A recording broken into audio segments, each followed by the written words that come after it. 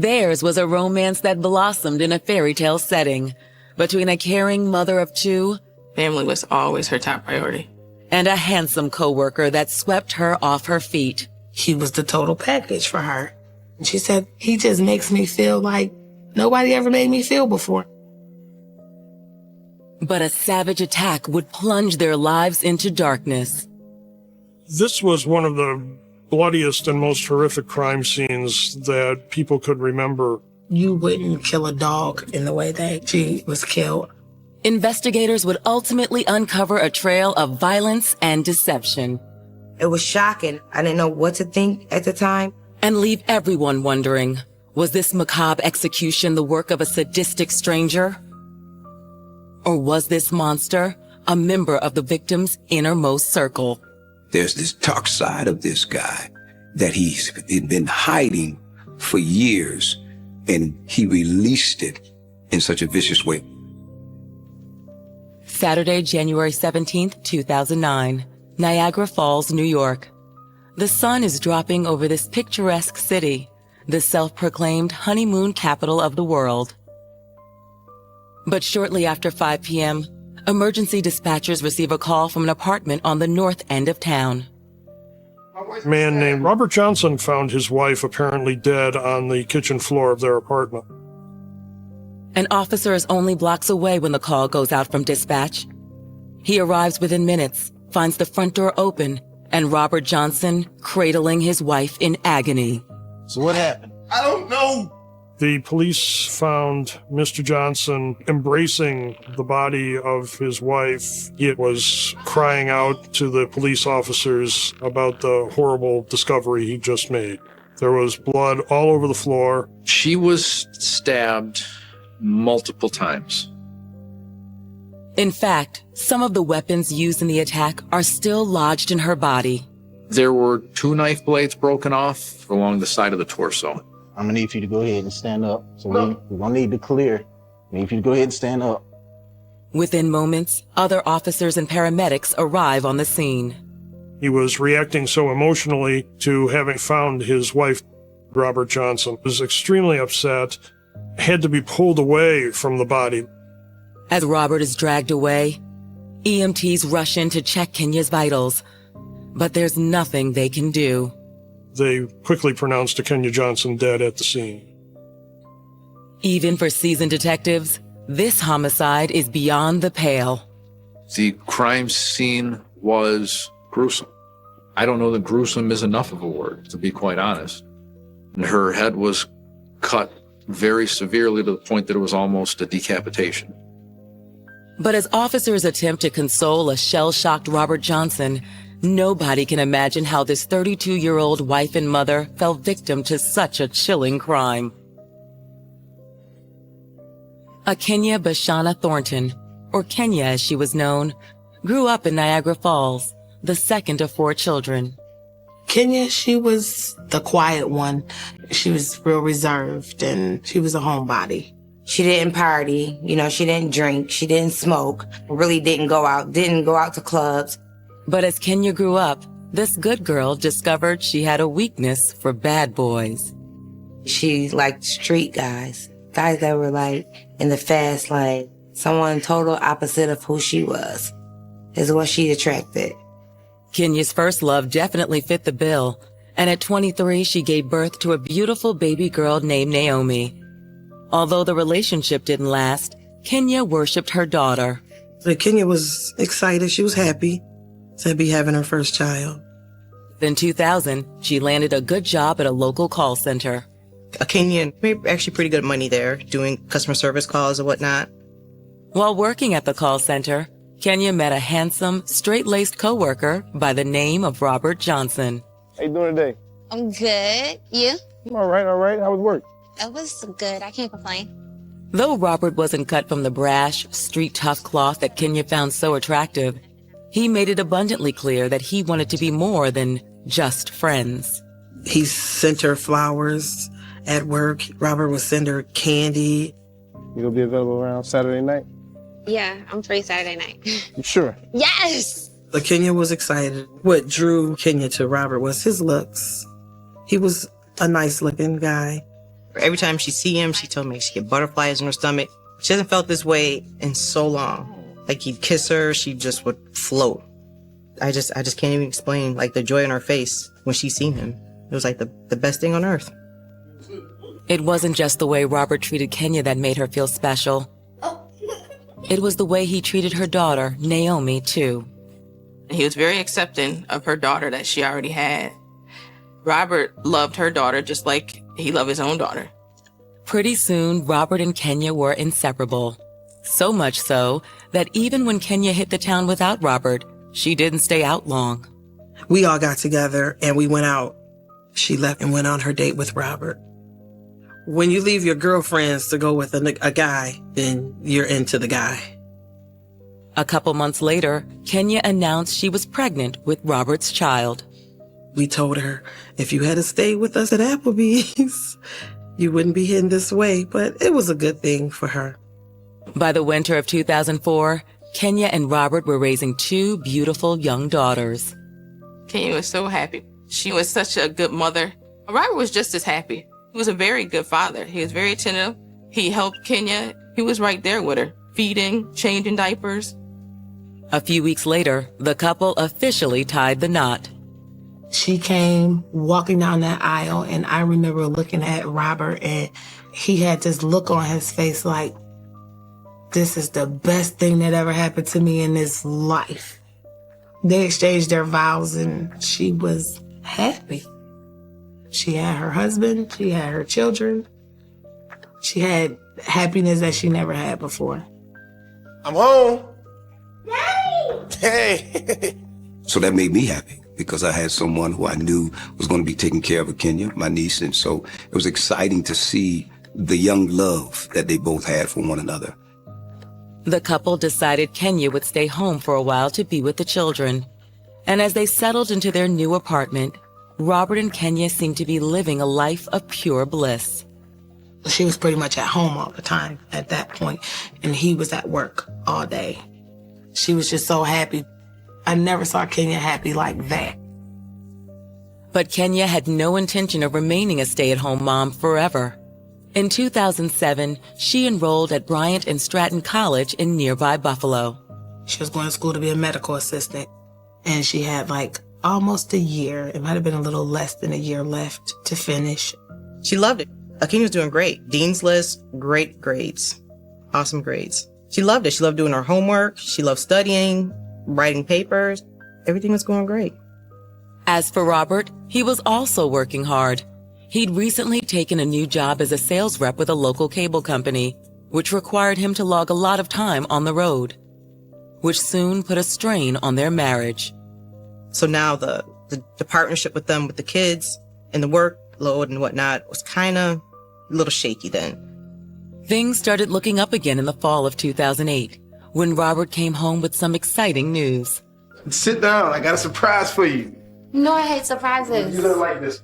He told Kenya that there was an opportunity to move to Atlanta and get a job there. According to Robert, the job would be better pay with better hours. It's caused us forced to relocate to Atlanta. Shut up. Yeah, so that means we got to move to Atlanta. To her friends, Kenya seemed ecstatic. Told me they were moving. She was excited. I was happy for her. If it was going to work out and they were going to move away, then that was good. A loving marriage, 2 beautiful children, a future full of promise. It seemed Robert and Kenya were well on the road to a long and happy life together. Kenya! Which made the grisly scene inside their home the night of January 17th all the more unthinkable. People like Kenya don't get murdered. She would never do anything to hurt anybody. Who would do something to her like that? If detectives are going to answer that question, they will need to unlock a vault filled with secrets. Secrets that would reveal this wasn't the first time a knife-wielding attacker had stormed into the Johnsons' home. Robert and Kenya Johnson began as co-workers and ended up as husband and wife. With 2 beautiful children and blossoming careers, their life seemed complete. She told me, Robert, he just makes me feel like nobody ever made me feel before. And I'm like, I'm so happy for you. You finally found happiness.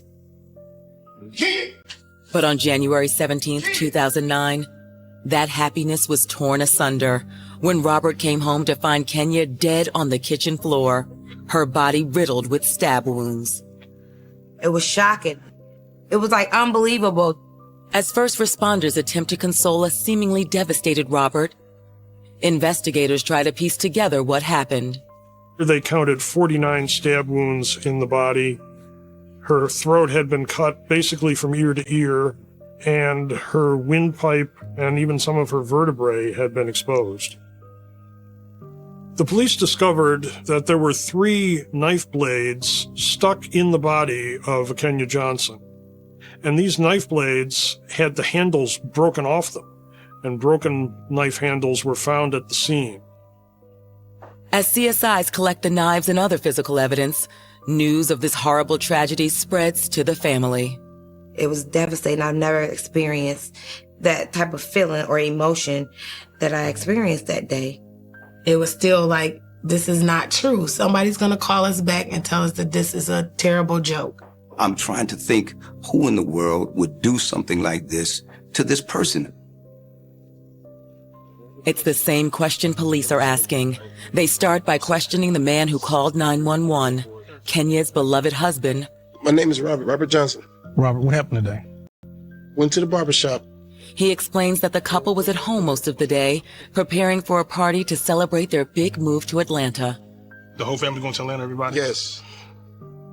But according to Robert, the couple's daughters had a birthday party to attend as well. I went to pick up the girls to bring them to the party because Ahkenya still had some running around to do before to the party. Robert says once the party preparation was over, he walked to the corner barbershop to get his hair cut. He returned an hour later, and that's when he found Kenya and called 911. To detectives, Robert seems to be telling the truth, and his story checks out with both Kenya's friends and the employees at the corner barbershop. There was a very solid alibi. The barber said that he cut Robert's hair. Nothing of note about Robert other than Robert was checking his phone occasionally. I felt bad for him. I thought this poor guy came in and found his wife dead on the floor. With Robert eliminated as a suspect, detectives wonder what happened in that fateful hour Kenya was home alone. One possibility is that Kenya was somehow the victim of a robbery gone wrong. There is a lot of crime in Niagara Falls. There's violent crime, there's drugs. You notice anything missing in the house? I don't know. I didn't get a chance to look. Police checked the apartment to see if there was any evidence of a burglary. They found there was no sign of forced entry and nothing appeared to be missing or out of place. The lack of stolen goods suggests robbery might not be the motive. The same goes for the vicious nature of the attack itself. This was one of the bloodiest and most horrific crime scenes that people could remember. It was extremely violent because of the nature of the attack. It seems unusual that some stranger would walk in and just stab someone multiple times. If the murder is personal, who's responsible? Shocked neighbors describe the Johnsons as a nice, quiet couple beloved by all. What's more, no one reports seeing or hearing anything suspicious that day. With the investigation going nowhere, detectives again turn to Robert in hopes he can identify someone who might want Kenya dead. They decided to take him down to police headquarters where it would be quieter. Once down at the station, investigators noticed something they'd overlooked earlier that afternoon at the scene. What's up with the blood on your shirt? It's from holding Kenya. It's from holding Kenya. They noticed that there was blood on his clothing. But it's not the only blood they see. There were some small cuts on Robert Johnson's right hand. On your hands? This happened when I punched the rail and the police came. This officer's gonna tell you what it needs to do, all right? The shirt. Investigators ask him if he'd allow CSIs to take some samples for blood and DNA testing. Robert gladly agrees. As he's removing his clothes, investigators note even more blood. A crime scene investigation officer noticed a spot of blood in the center of Robert's chest. Robert gives police his consent to collect a sample of the blood. Detectives send the sample and Robert's bloody clothes to the crime lab for analysis. Robert also volunteers to give police his and Kenya's cell phones. He was cooperative with them the entire time he was there. But in order to determine who might want Kenya dead, detectives have to ask some difficult and deeply personal questions. Now, Robert, neither one of y'all were having an affair. No. Robert describes a happy, healthy, and faithful marriage. Well, help me out. Tell me who done this. And that's when Robert gives police their first break. I kind of got an idea. Robert recounts a frightening ordeal that happened several months earlier when he was home alone with the kids. Ain't no drugs in here, man. What is y'all doing? There ain't no drugs. Ain't no drugs. Just 3 months before the homicide, there was a robbery and a home invasion at the Johnson home. Robert was home. 2 guys with black hooded sweatshirts rushed in the house, and they made all the kids get in the closet. They told the kids, if you come out the closet, we're going to kill you. Come on, man. Yeah. Robert says the attackers demanded drugs. He suspected the perpetrators had reason to believe that Mrs. Johnson's cousin, who lives across the street, might have some of his stash. Robert tells police that when he explained to the attackers that there were no drugs in the house, one of the men attacked him. And though his injuries weren't fatal, they did leave scars. There were scratches on his back because the intruders had knives. Not only are the knives Robert describes similar to the ones used in the attack on Kenya, a police report verifies his account of the assault. Unfortunately, no arrests were ever made. That crime kind of went by the wayside and went unsolved. Is it possible that Robert's assailants had returned in search of drugs again? Someone may have been storing drugs in the house, and that may have been what the intruders were looking for. Let me give you my card. If you have any questions, you give us a call, okay? No matter how small you think it might be, all right? They questioned him there for 3 hours before letting him go.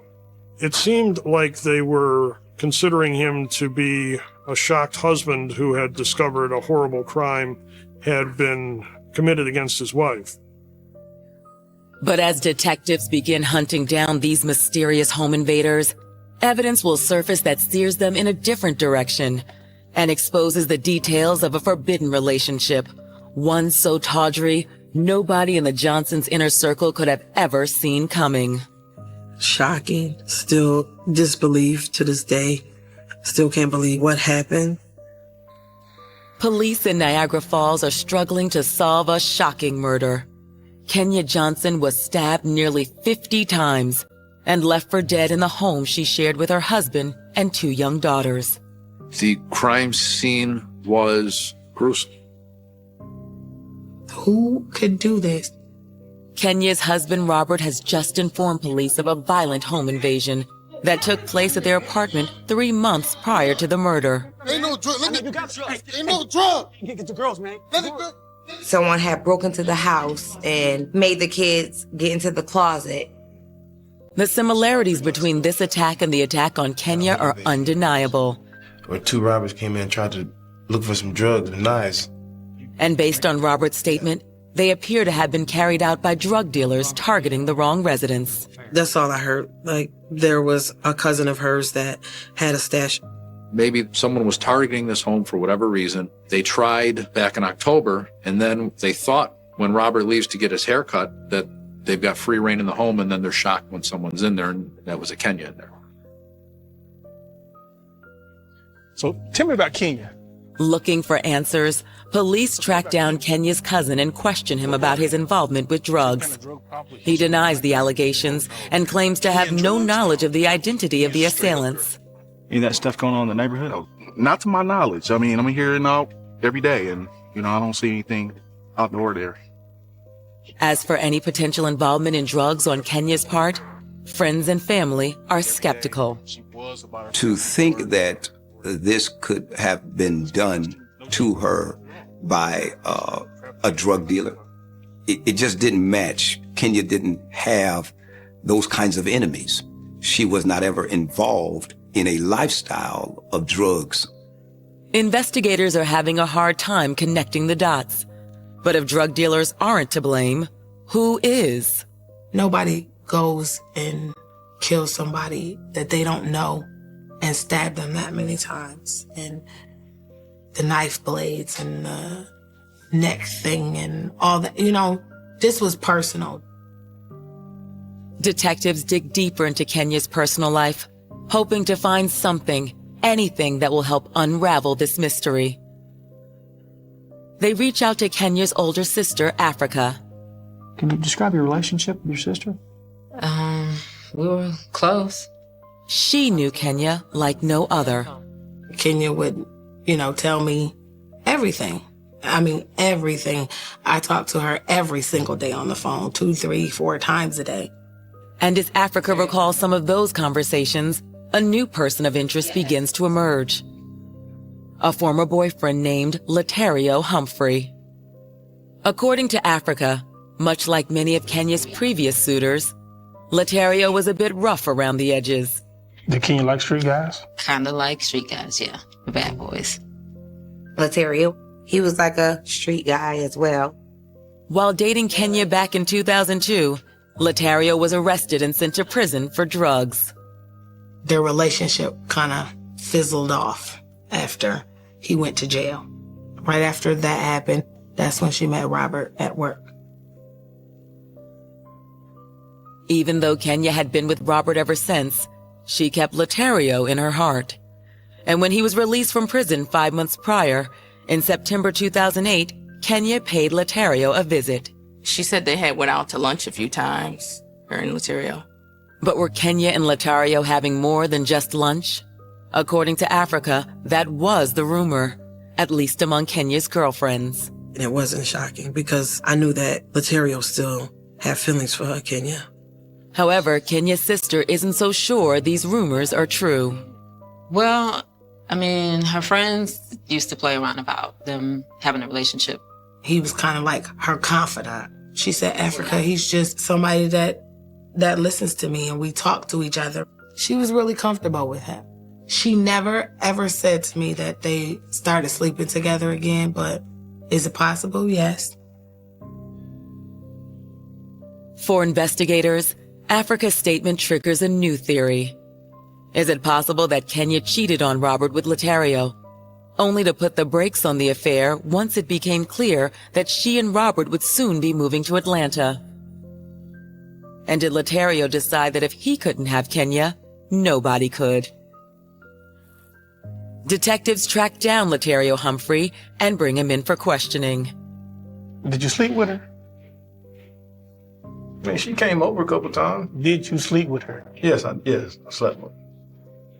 He was freed from prison on September 10th, 2008, and told the police that very soon after that, he resumed his relationship with Kenya Johnson. Was there for her, talked to her. He just made her happy. Detectives pressed Latario about Kenya's murder, but Latario's adamant he had nothing to do with his lover's brutal death. So let me tell you this, you had nothing to do with that, is that what you're saying? I didn't have nothing to do with it, man. That's crazy if you think I did. I loved her. Given Latario's lengthy criminal history, detectives are skeptical. He had served prison time. He had several drug convictions. He was recently released from prison. But without any hard evidence, investigators have no choice but to release him and turn back to Kenya's sister Africa for more intel on Latario, who makes another startling revelation. Robert had access to Kenya's phone, and she did tell me a while back that he found some text messages. Text messages that demonstrated just how close Kenya and Latario still were. Kenya then informed Robert that she and the kids wouldn't be making the move to Atlanta with him, and that the going away party she was planning was only for him. She was not going. She was staying here in the city. It would be much easier for her to break away from him once he was out of the picture or out of the city. Investigators are floored. By all accounts, Kenya and Robert seemed like they had the perfect marriage. But Africa informs them that the marriage was broken long before Latario came back into the picture. Kenya and Robert's relationship, I think it started to go bad before Latario came home from jail. They just were having problems in their relationship. In fact, Kenya had secretly complained to her for years that she was unhappy with Robert and that they were no longer intimate. No, he was even sleeping in a spare bedroom. Kenya had told Robert, I don't think this is going to work. I just don't want to be with you anymore.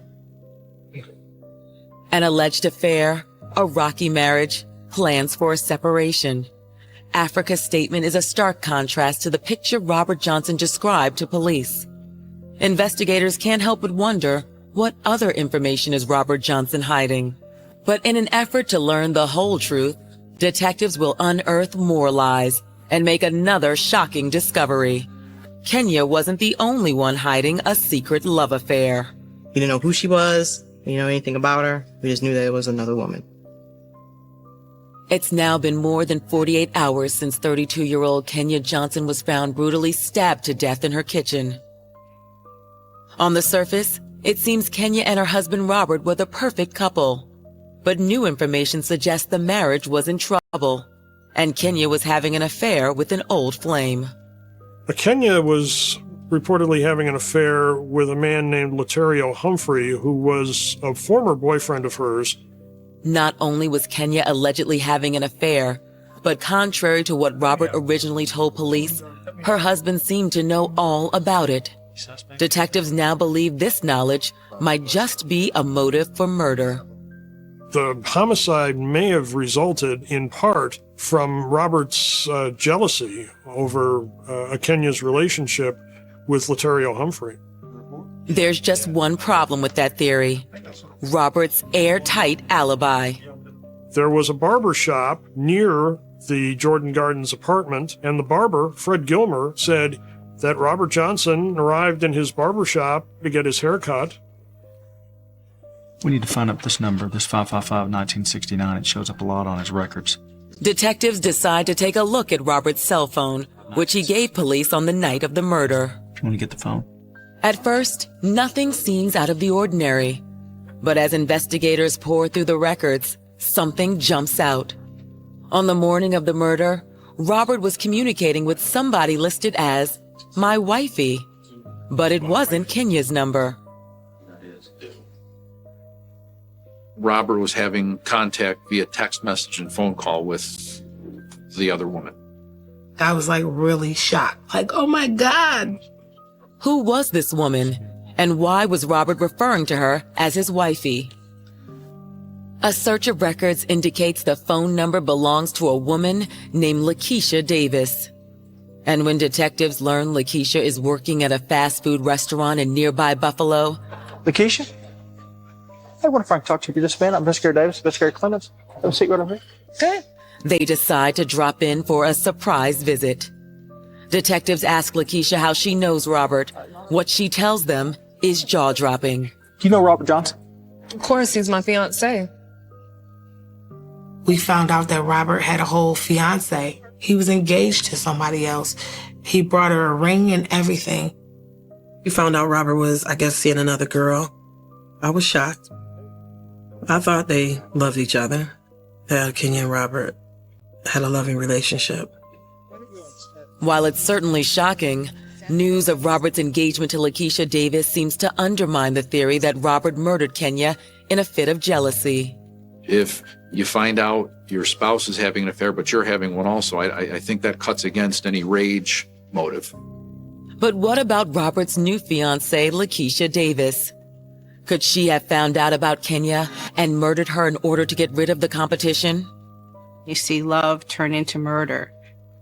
The people who do this have a very unusual way of showing love. They try to get the person all to themselves. They don't want to share them with anybody else.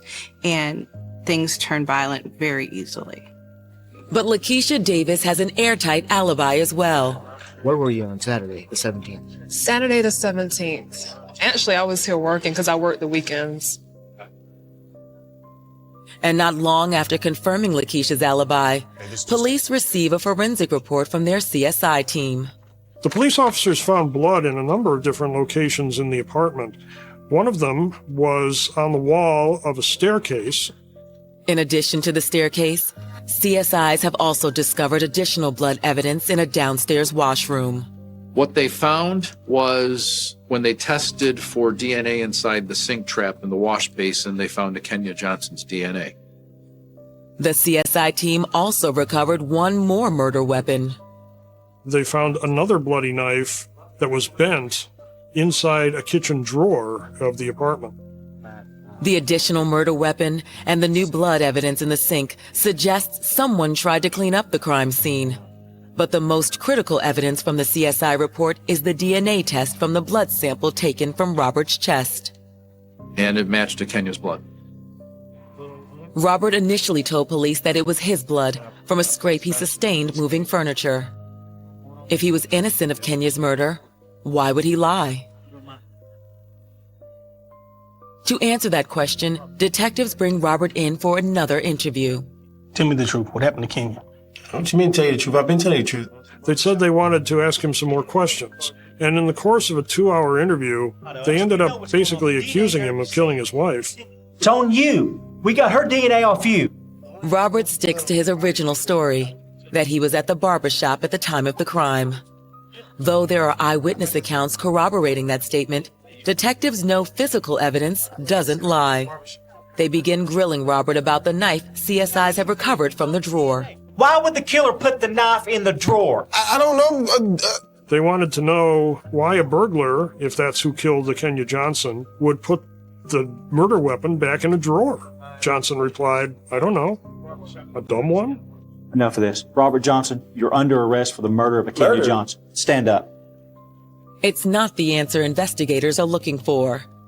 So on February 17th, nearly a month after investigators encountered a tearful Robert Johnson, cradling the blood-soaked body of his slain wife, he is officially charged with murder.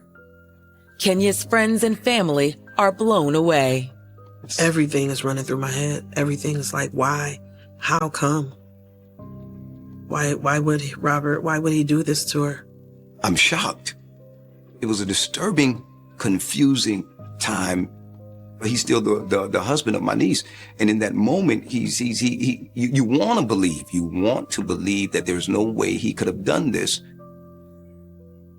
But as the tawdry details of this case emerge, the blood evidence, the affairs, that shock turns to rage.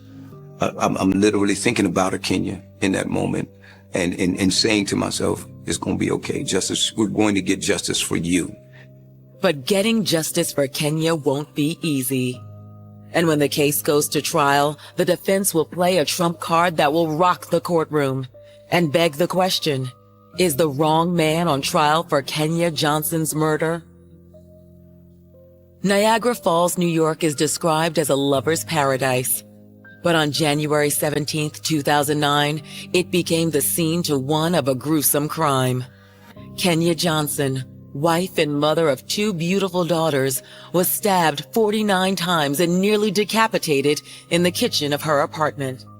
It was shocking. I mean, you lose people in your life every day, but never would I thought that it would be like this. After a lengthy investigation, police have charged Kenya's husband, Robert, with the murder.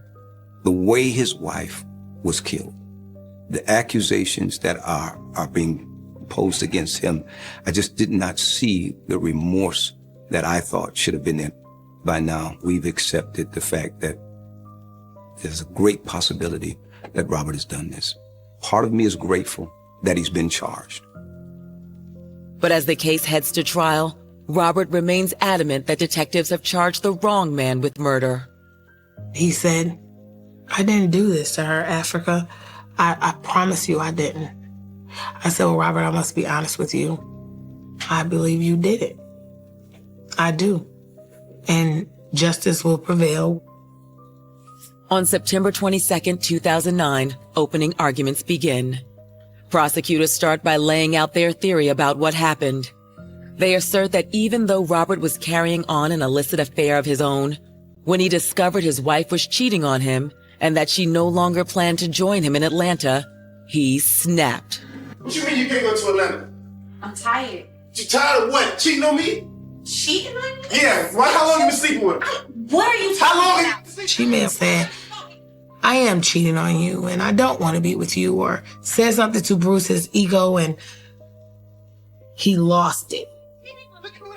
Prosecutors claim that Robert grabbed a set of knives and began viciously stabbing Kenya over and over, 49 times in all, leaving several broken blades in her body.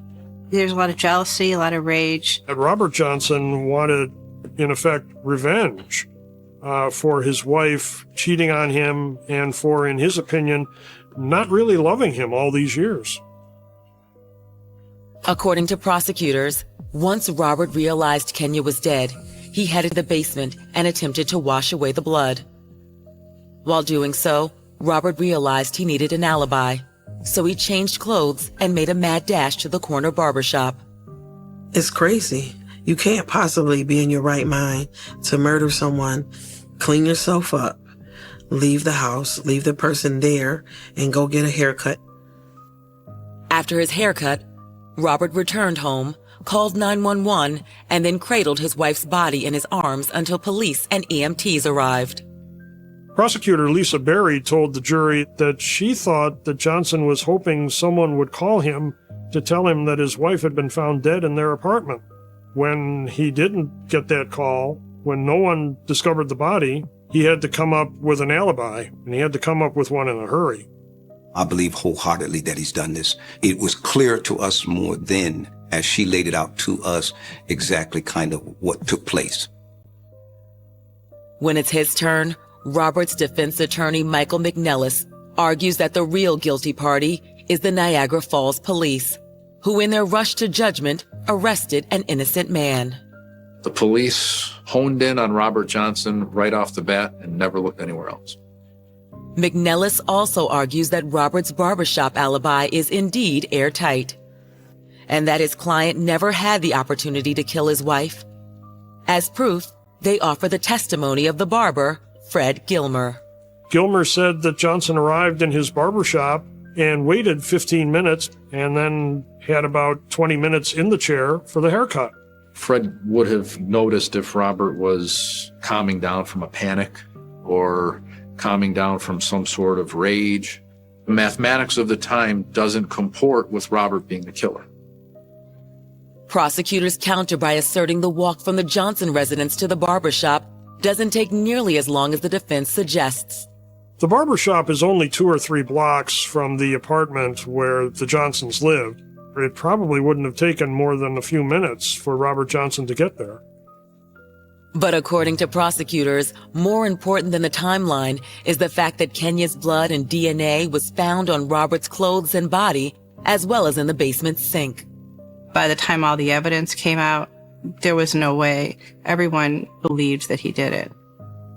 Defense attorney McNellis counters that the DNA on Robert's chest and clothes were transferred when he was tearfully cradling his wife's blood-soaked body. He also provides a possible explanation for the evidence found in the downstairs sink basin. There was the washing machine that was washing right into that sink basin. So as people's clothes are washed, there's traces of DNA that can spill into that sink trap. That's when defense attorney McNellis drops a forensic bombshell and introduces evidence he feels proves his client's innocence: the socks Robert was wearing the day of the crime. Among the items of clothing the police took from Robert Johnson was his socks. Those socks were later tested for DNA, and they found Ahkenya Johnson's DNA and Robert Johnson's DNA, and the DNA of a third person whom they were unable to identify.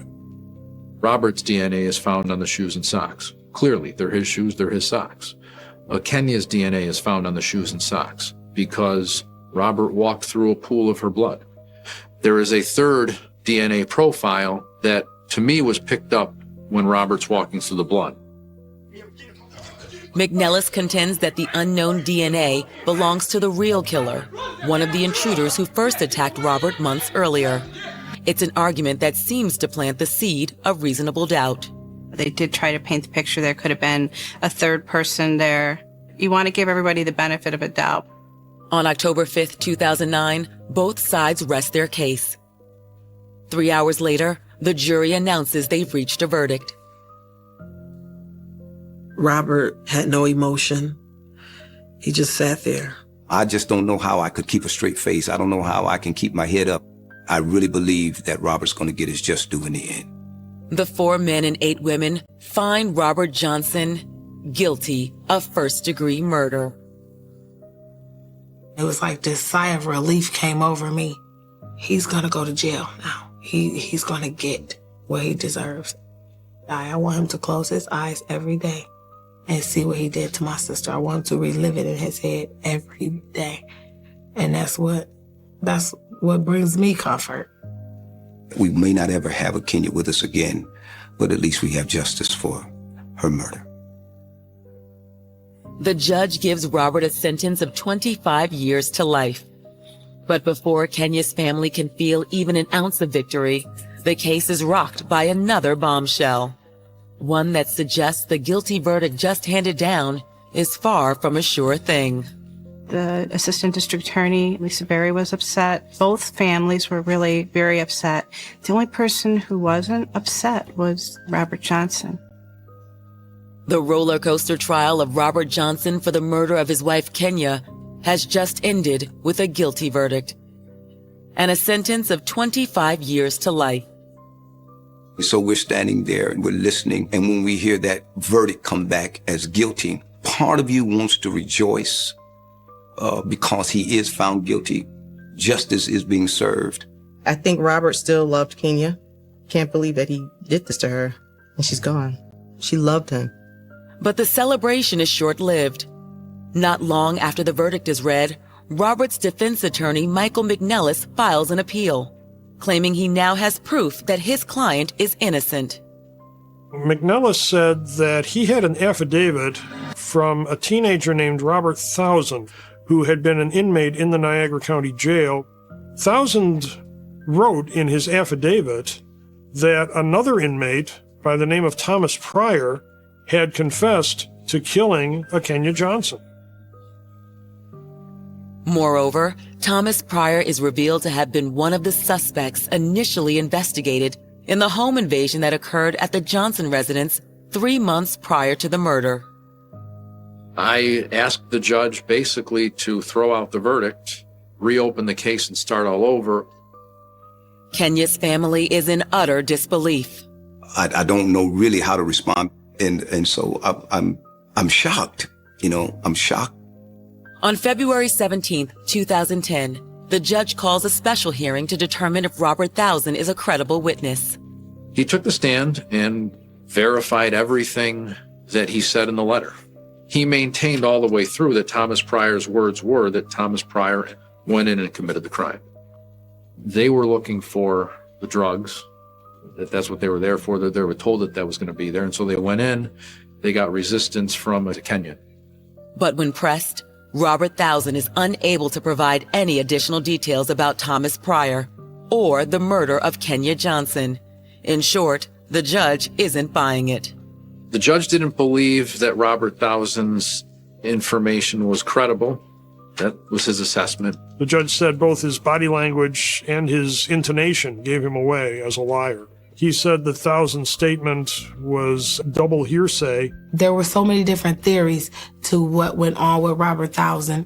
Robert Thousand said that Robert came to him and tried to get him to say he did this. Then he later recanted that.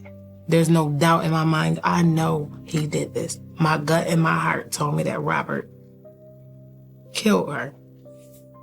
On May 22, 2010, the court upholds Robert Johnson's guilty verdict and his sentence of 25 years to life. For Kenya's family, it's a bittersweet victory. My friend's gone. Africa's sister's gone. Kofi's sister's gone. The biggest question is, why would Robert do something like that? Why would you hurt somebody that you loved, that had children, and that had a family? You have no real answer as to why. You have to speculate. You have to guess. You have to fill in those blanks for yourself. Maybe they got into an argument and he lost it. I know at some point he had to lose it off of something, because there's no way that you can do this to somebody you love without blanking out. He loved her and he didn't want Kenya to leave him.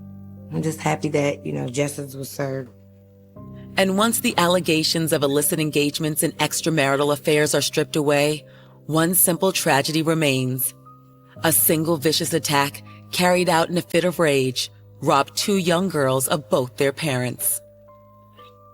Children are probably hurt the most because now they don't have their mother or their father.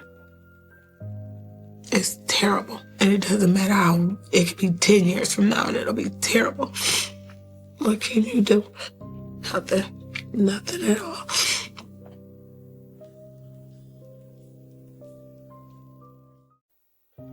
It was a romance fueled by passion and secrecy. He was a smooth operator with a shady history. A smooth guy who could say all the right things. She, a beautiful singer with an angelic voice. She sang with such grace and passion. And a soft spot for bad boys. She didn't want her family to know.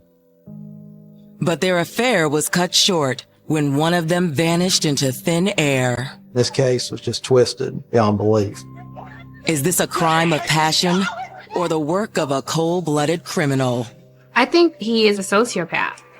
He may not have shown his true cards to her, and when she found out, he dealt the big joker, and it was a violent one. My brother just came to my house and told me that he killed his girlfriend. We got it. This is it. Just like a scene out of a movie, the key